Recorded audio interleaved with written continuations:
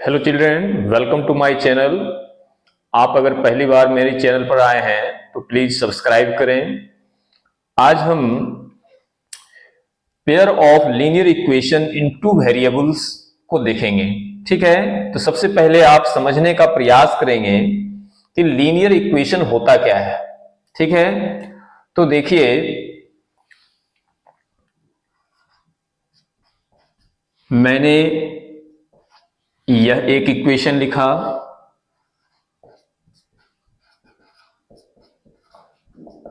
ये एक दूसरा इक्वेशन लिखा,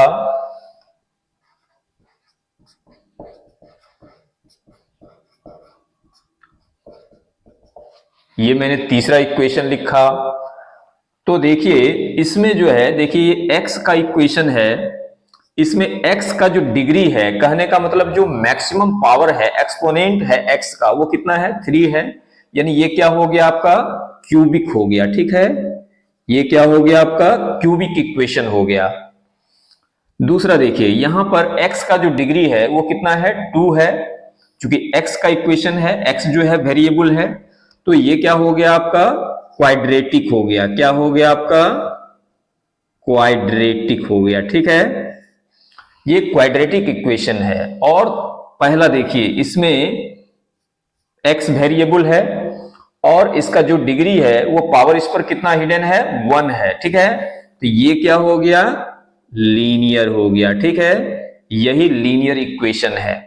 लीनियर इक्वेशन का मतलब क्या हुआ? उसका मैक्सिमम जो डिग्री होगा, यानी डिग्री पावर मतलब जो है वो कितना हो जाएगा? 1 हो जाएगा। ठीक है, तो ये आपका लीनियर इक्वेशन हुआ, ये आपका क्वाड्रेटिक इक्वेशन हो गया, और ये क्या हो गया? क्यूबिक इक्वेशन हो गया। ठीक है, तो हम लोगों को किससे मतलब है? लीनियर इक्वेशन से। अब इसमें देखिए, ये क्या कह रहा है? Pair of linear equation. तो लीनियर इक्वेशन को समझे, टू वेरिएबल। इसमें कितना वेरिएबल है? सभी में देखिए एक्स ही केवल नजर आ रहा है, तो ये 1 वेरिएबल है। अगर हम इसी को इस ऐसे ले लें, मान लिया जाए x प्लस वाई प्लस 5 ले लिए, तो इसमें देखिए 2 वेरिएबल है, x और y। ठीक है, x और y, इसमें 2 वेरिएबल आ गया, तो ये आपका क्या हो गया? 2 वेरिएबल्स हो गया। ठीक है, पेयर ऑफ कह रहा है, तो सपोज दैट कि ये एक इक्वेशन है और दूसरा मान लिया जाए 5x plus 3y minus 5 equal to 0, ये एक दूसरा इक्वेशन ले लिए। ठीक है, और ये क्या कह रहा है? पेयर ऑफ, तो ये 2 हो गया। पेयर का मतलब क्या होता है? जोड़ा होता है। ठीक है, युग्म जिसको कहते हैं।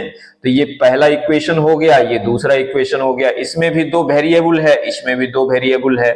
आपको क्या फाइंड करना है? इसमें x और y फाइंड करना है। ठीक है, तो चलिए अब दूसरा टॉपिक समझते हैं।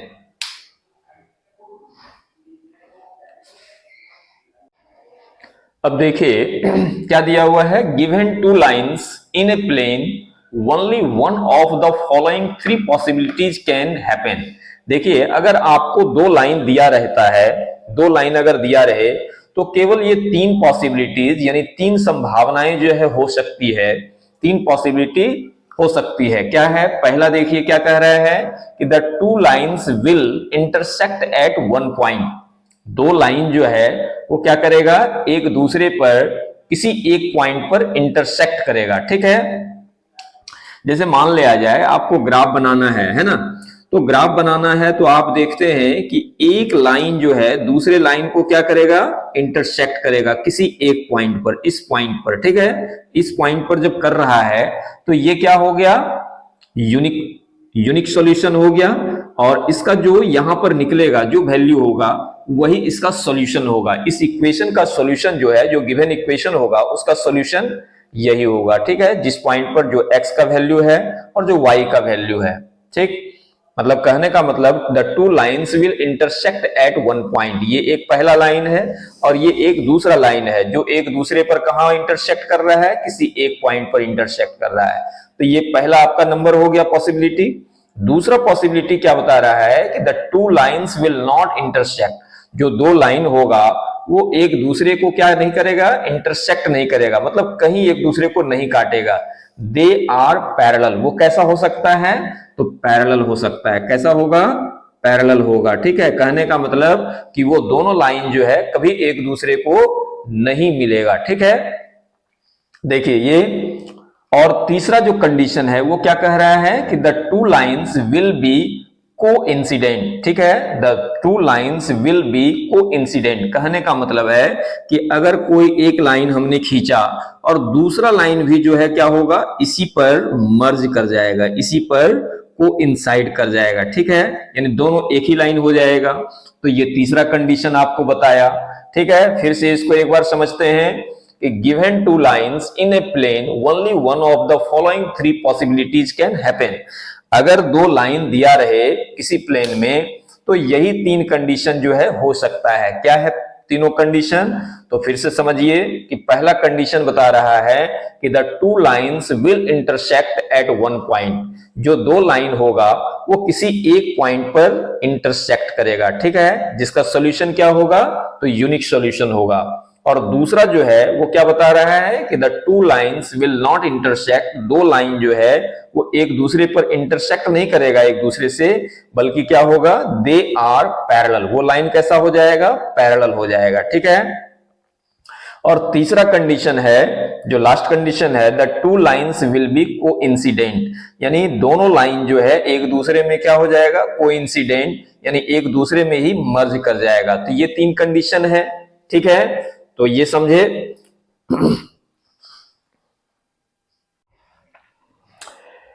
If a pair of linear equation is given by, अगर कोई पेयर ऑफ लीनियर इक्वेशन जो है आपको दिया रहे इस फॉर्म में a1x plus b1y plus c1 equal to 0 और a2x plus b2y plus c2 equal to 0, कहने का मतलब है कि आपको दो इक्वेशन दिया है, दोनों का फॉर्म ये है, तो आप a1 b1 c1 कैसे लिखेंगे या कैसे सॉल्व करेंगे आप x और y को। ठीक है, तो देखिए इसी फॉर्म में दिया रहता है। पहला इक्वेशन जो है, इसको इक्वेशन मान लीजिए, ये पहला है और ये दूसरा है। इसमें पहला इक्वेशन में समझिए कि जो x का मल्टीपुल है, जो x का कॉफिशिएंट है, सॉरी, वो क्या है, a1 है, जो y का कॉफिशिएंट है वो b1 है, और जो इस प्लेस पर है उसको c1 कह रहे हैं, जो कांस्टेंट टर्म है। फिर दूसरा इक्वेशन में जो x का कॉफिशिएंट है वो a2 है, और y का जो कॉफिशिएंट है वो b2 है, और जो कांस्टेंट टर्म में है थर्ड प्लेस पर वो c2 कहलाएगा। ठीक है, अब देखिए कि एक इक्वेशन लेते हैं एग्जांपल के लिए। ठीक है, किसी एक एग्जांपल लेते हैं, सपोज दैट कि कोई एक एग्जांपल ले लेते हैं, चलिए बुक से ही लेते हैं।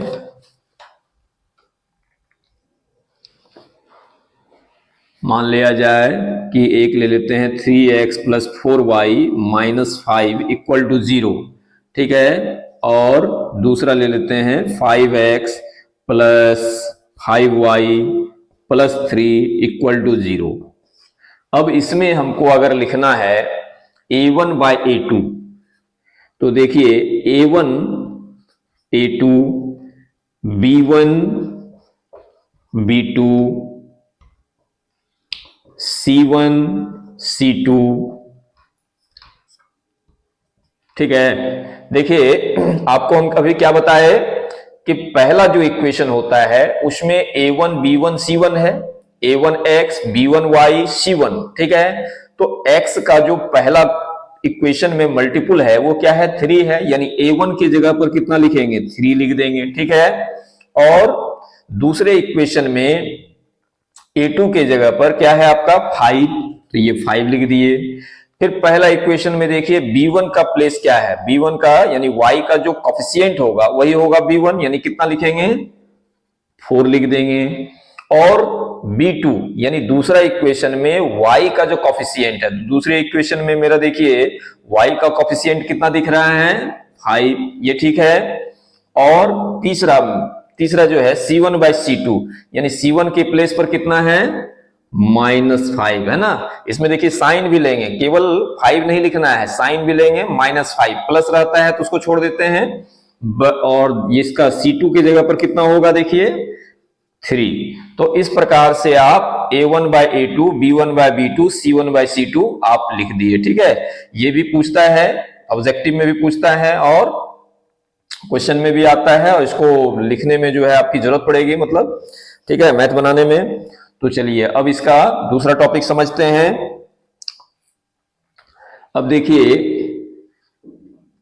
कि a1 by a2, if a1 by, तीन कंडीशन होता है, ठीक है। a1 by a2 is not equal to b1 by b2। फिर देखिए एक कंडीशन होता है आपका a1 by a2 equal to b1 by b2 is not equal to c1 by c2। और एक कंडीशन होता है आपका a1 by a2 equal to b1 by b2 equal to c1 by c2, ठीक है, c1 बाय c2। तो ये देखिए तीन कंडीशन लिखे हमने यहां पर, a1 by a2 is not equal to b1 by b2। दूसरा लिखे a1 by a2 equal to b1 by b2 is not equal to c1 by c2। और तीसरा लिखा मैंने a1 by a2 equal to b1 by b2 equal to c1 by c2। ये तीन condition है। अब इन तीनों कंडीशन को हम लोग फिर आगे समझते हैं, ठीक है। तो इसको आप नोट कर लीजिए, फिर देखते हैं। अब देखिए क्या लिख रहे हैं कि रेशियो कंपेयर, है ना। रेशियो कंपेयर कैसे करते हैं, तो कोई एक इक्वेशन अगर इस फॉर्म में दिया रहता है, कोई दो इक्वेशन अगर इस फॉर्म में दिया रहता है, a1x plus b1y plus c1 equal to 0, और दूसरा जो है a2x plus b2y plus c2 equal to 0 है, तो उसको हम कैसे कंपेयर करते हैं। तो देखिए if a1 by a2 is not equal to b1 by b2 हो, यदि a1 by a2 is not equal to b1 by b2 हो, तो ग्राफिकल जो है वो क्या हो जाएगा, उसका लाइन इंटरसेक्ट करेगा, यानी दोनों लाइन एक दूसरे को क्या करेगा, कहीं ना कहीं काटेगा, ठीक है। और दूसरा उसका सॉल्यूशन कैसा होगा, तो यूनिक सॉल्यूशन होगा, और ये क्या होगा, कंसिस्टेंट होगा, ठीक है। ये पहला समझिए कि if a1 by a2 is not equal to b1 by b2 then lines are intersecting। Lines जो होगा वो क्या होगा, इंटरसेक्टिंग होगा, और जो सॉल्यूशन होगा वो कैसा सॉल्यूशन होगा, यूनिक सॉल्यूशन होगा, कंसिस्टेंट होगा, ठीक है। दूसरा कंडीशन क्या है कि if a1 by a2 equal to b1 by b2 is not equal to c1 by c2 then lines are क्या होगा, पैरेलल होगा, और इसका कोई सॉल्यूशन नहीं होगा, ठीक है। और ये क्या होगा, इनकंसिस्टेंट होगा, क्योंकि इसका सॉल्यूशन नहीं है, तो ये क्या हो जाएगा, इनकंसिस्टेंट हो जाएगा। और थर्ड और लास्ट कंडीशन जो है कि if a1 by a2 equal to b1 by b2 equal to c1 by c2 then lines are coincide. Coincide का मतलब क्या हुआ कि दोनों लाइन एक दूसरे में मर्ज करेगा, दोनों लाइन एक ही लाइन पर रहेगा, और इसका सॉल्यूशन कैसा होगा, तो मेनी सॉल्यूशंस होगा, ये कंसिस्टेंट होगा, ठीक है। इसको फिर से एक बार समझते हैं कि तीन कंडीशन है रेशियो कंपैरिजन का, if a1 by a2 is not equal to b1 by b2 then lines are intersecting। इसका सॉल्यूशन कैसा होगा, तो यूनिक सॉल्यूशन होगा, यानी ओनली वन सॉल्यूशन आएगा, कंसिस्टेंट होगा, ठीक है। दूसरा जो कंडीशन आपको बता रहा है कि a1 by a2 equal to b1 by b2 is not equal to c1 by c2 है, देन लाइंस कैसा होगा, पैरेलल होगा, नो सॉल्यूशन होगा, क्योंकि नो सॉल्यूशन है इसलिए क्या हो गया, इनकंसिस्टेंट हो गया। और थर्ड जो है वो क्या हो गया कि if a1 by a2 equal to b1 by b2 equal to c1 by c2 है, देन लाइंस आर कोइंसाइड, और इसका सॉल्यूशन जो होगा वो मेनी सॉल्यूशन होगा, और ये कंसिस्टेंट होगा, ठीक है। अब जैसे एक एग्जांपल हमने यहां पर लिया है कि ये एक इक्वेशन दिया हुआ है x plus 2y minus 4 equal to 0, 2x plus 4y minus 12 equal to 0। यहां देखिए आपका a1 बाय a2 जो है कितना है, देखिए यहां पर लिखते हैं a1 बाय a2। तो देखिए a1 जो है x का कोफिशिएंट कितना है, 1 है, 1 है, और a2 यानी दूसरे इक्वेशन में x का कोफिशिएंट कितना है, 2 है। तो a1 बाय a2 कितना हो गया मेरा, 1 बाय 2 हो गया। फिर लिखेंगे b1 बाय b2, चलिए b1 बाय b2, तो देखिए b1 बाय b2 कितना हो जाएगा, 2 बाय 4, यानी 2 बाय 4, इसको कटाइए, 2 1 जा 2, 2 2 जा 4, यानी कितना हो जाएगा, 1 बाय 2 हो जाएगा, ठीक है। चलिए b1 बाय b2 भी निकाल लिए।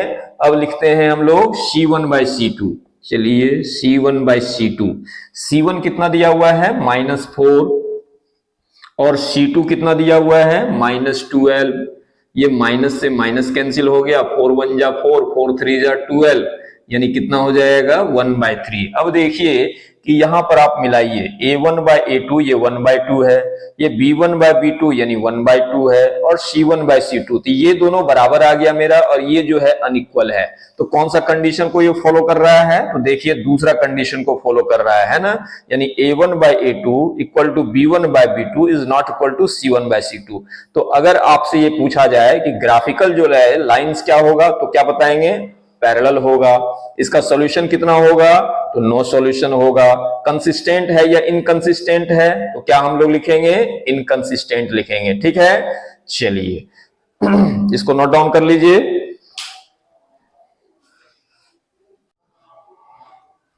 अब देखिए अलजेब्रिक मेथड, अलजेब्रिक मेथड से सॉल्व करने का 3 तरीका है। कौन कौन मेथड है, सब्स्टिट्यूशन मेथड, दूसरा है एलिमिनेशन मेथड, और तीसरा है आपका क्रॉस मल्टीप्लिकेशन मेथड। सब्स्टिट्यूशन का मतलब क्या होता है, सब्स्टिट्यूट करना। ठीक है, यानी एक वैल्यू की जगह पर दूसरे वैल्यू को सब्स्टिट्यूट करेंगे। तो उस मेथड से जब हम सॉल्व करेंगे तो उसको कौन सा मेथड कहेंगे, सब्स्टिट्यूशन। और एलिमिनेशन का मतलब क्या हुआ, एलिमिनेट करना, किसी एक को एलिमिनेट करके दूसरे को फाइंड कर लेना, तो ये एलिमिनेशन मेथड हुआ। और तीसरा जो है क्रॉस मल्टीप्लिकेशन मेथड। ठीक है, तो पहले सबसे पहले हम लोग समझेंगे 1 number substitution method. Substitution method, कोई एक एग्जांपल लेते हैं, कोई एक प्रॉब्लम ले लेते हैं, x + y = 14, और दूसरा ले लेते हैं x - y = 4। इसको इक्वेशन 1 मान लेते हैं और इसको इक्वेशन 2 मान लेते हैं। ठीक है, ये फर्स्ट इक्वेशन और ये दूसरा इक्वेशन ले लेते हैं। ठीक है, अब देखिए फ्रॉम इक्वेशन फर्स्ट से,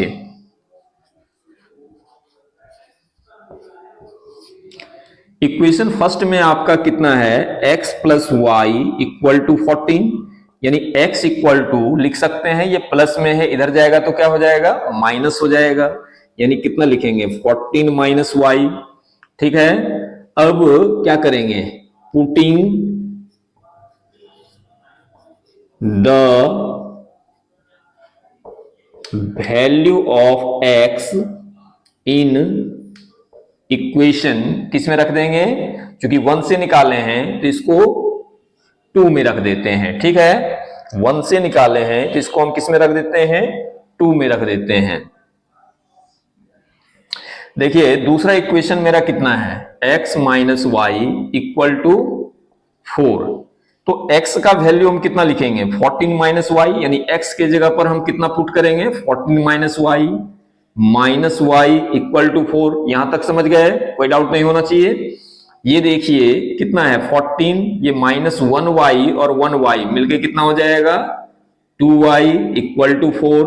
ये देखिए माइनस में है, इधर आएगा तो प्लस, और ये प्लस में इधर आएगा तो माइनस, यानी इसको आप लिख सकते हैं 14 - 4 = कितना, 2y। ये 14 में से 4 चला जाएगा तो कितना बचेगा, 10 = 2y। देन y = ये मल्टीप्लाई है, इधर आएगा तो क्या हो जाएगा, डिवाइड, यानी 2 से ये कितना टाइम्स कटेगा, 5, यानी y = कितना हो गया, 5। ठीक है, अब देखिए कि इक्वेशन यहां पर आप x = कितना लिखे हैं, 14 - y। अब x = लिखिए आप 14 - y। ठीक है, 14 - y, ये 14y का वैल्यू यहां पुट कर दीजिए तो कितना हो जाएगा, 14 में से 5 जाएगा 9। ठीक है, तो इस तरह हमने x और y दोनों का वैल्यू फाइंड कर लिए। x कितना आया मेरा 9 और y कितना आया 5, तो ये आपका आंसर हो गया। तो इसी तरह से हम लोग सब्स्टिट्यूशन मेथड का प्रयोग करेंगे x और y फाइंड करने के लिए। ठीक है, अब चलिए हम लोग देखते हैं दूसरा, ठीक है, एलिमिनेशन मेथड। तो इसको पहले आप नोट कर लेंगे।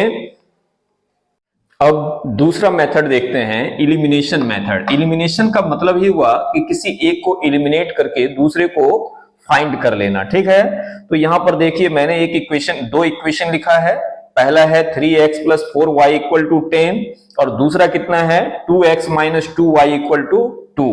तो आप इसमें क्या ध्यान रखेंगे, तो देखिए अगर हमको y को एलिमिनेट करना है तो y को इक्वल करेंगे, अगर हमको x को एलिमिनेट करना है तो x को इक्वल करेंगे, ठीक है।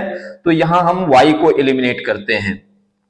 देखिए y को एलिमिनेट करेंगे तो ये देखिए 4y है और ये 2y है। तो इक्वल करने के लिए हमको क्या करना पड़ेगा, इस पूरे को कितना से मल्टीप्लाई कर देंगे, 2 से मल्टीप्लाई कर देंगे, तो ये भी 4y हो जाएगा, ठीक है।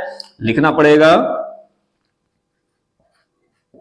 Multiplying equation first by 2 then. और एक चीज ध्यान रखेंगे कि देखिए दोनों का साइन जो है अगर अपोजिट साइन है, कहने का मतलब एक प्लस में रहे और एक माइनस में रहे तो आप लिखेंगे एडिंग। अगर दोनों सेम साइन रहेगा, अगर दोनों माइनस में हो और या दोनों प्लस में हो तो आप लिखेंगे सब्ट्रैक्टिंग, ठीक है। तो multiplying equation first by 2 then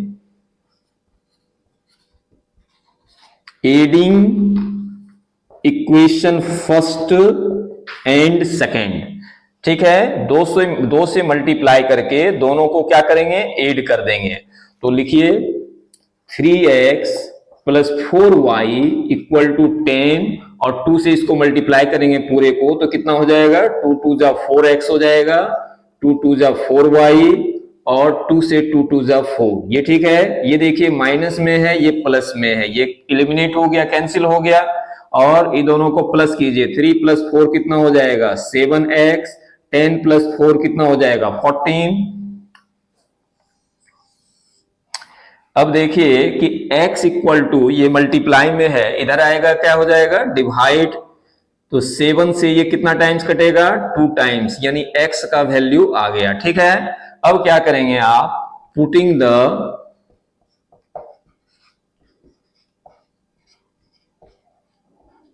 value of x in equation किस में रख देंगे, फर्स्ट में रख दीजिए या सेकेंड में रख दीजिए।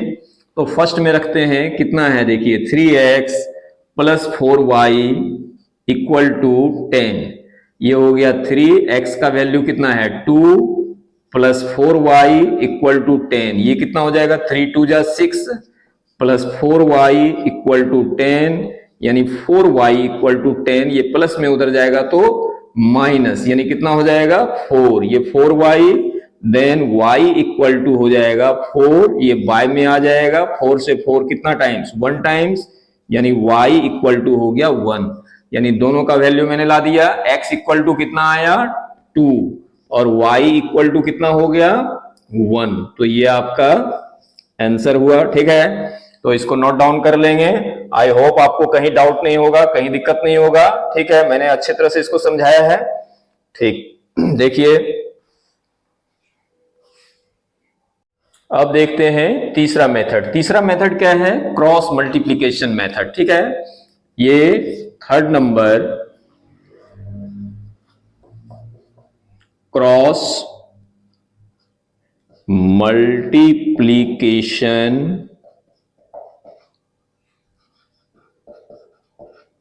मेथड, ठीक है। तो ये देखिए मैंने एक प्रॉब्लम लिया 2x + y - 5 = 0 और दूसरा जो है 3x + 2y - 8 = 0। इसको इक्वेशन मैंने 1 मान लिया और इसको इक्वेशन मैंने 2 मान लिया, ठीक है। अब देखिए इसको फाइंड करने का ये तरीका मैंने लिखा हुआ है, ठीक है। क्या लिखे हैं, x by b1c2 - b2c1 = y by c1a2 - c2a1 = 1 by a1b2 - a2b1, ठीक है। अगर आपको x फाइंड करना है तो इसको क्या करेंगे, इसके ऊपर ले जाएंगे, इसको जो है हाइड कर देंगे यानी ढक देंगे, ठीक है। तो x = ये फाइंड हो जाएगा, यानी क्या लिखेंगे b1c2 - b2c1 bye a1b2 minus a2b1। और इसी तरह से अगर आपको y फाइंड करना है तो आप इसको जो है ढक देंगे, इससे मतलब नहीं रहेगा। y इक्वल टू क्या करेंगे, इसको इसके ऊपर ले जाएंगे, यानी c1a2 minus c2a1 bye a1b2 minus a2b1। अब चलिए करके दिखाते हैं तो ज्यादा बेहतर ढंग से आपको समझ में आएगा। ठीक है, तो देखिए पहला इक्वेशन जो है आपका 2x plus y minus 5 equal to 0 है। यहां पर आप लिख लीजिए, पहले ये नोट कर लीजिएगा तो आपको सुविधा होगा बनाने में। a1 इक्वल टू कितना है 2, a2 इक्वल टू कितना है 3,